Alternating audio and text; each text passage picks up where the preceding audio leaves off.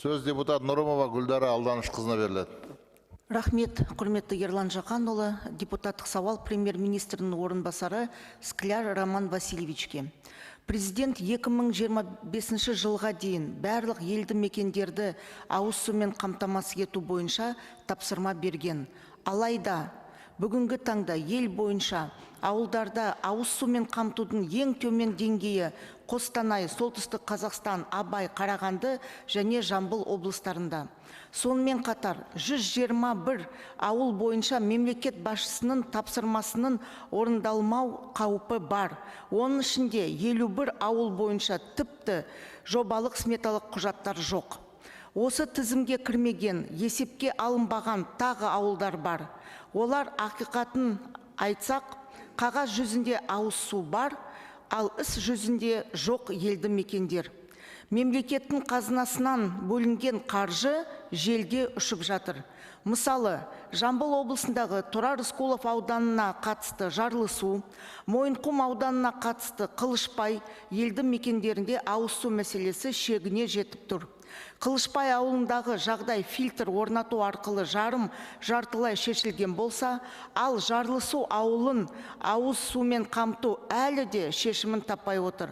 Халықпен кездескен кезде ауыл тұрғындары осы сұрақты бірнеше мәрте көтерді. 5 жыл бойы шешімін таппай келе жатқан мәселеге наразылық білдірді.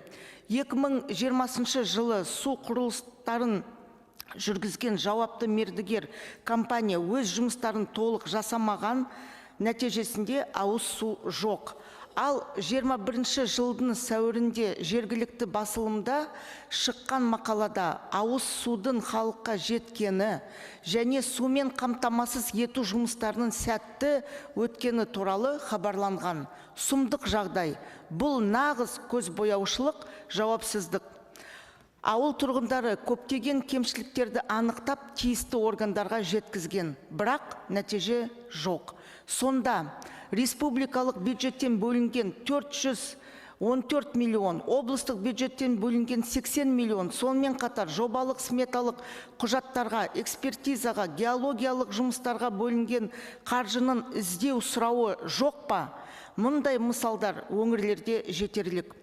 Осыған орай сізден аталған жағдайды жеке бақылауыңызға алып, тиісті тексерістерді өткізіп, осыған жол бергендерді жауапқа тартып, тағы осындай жағдайдағы ауылдарды анықтап, жобалық сметалық құжат жоқ 51 ауыл бойынша жұмыстарды тез арада атқарып, ауылдарды ауыз сумен қамтамасыз етуді қағаз жүзінде емес, іс жүзінде шешуіңізді сұраймын.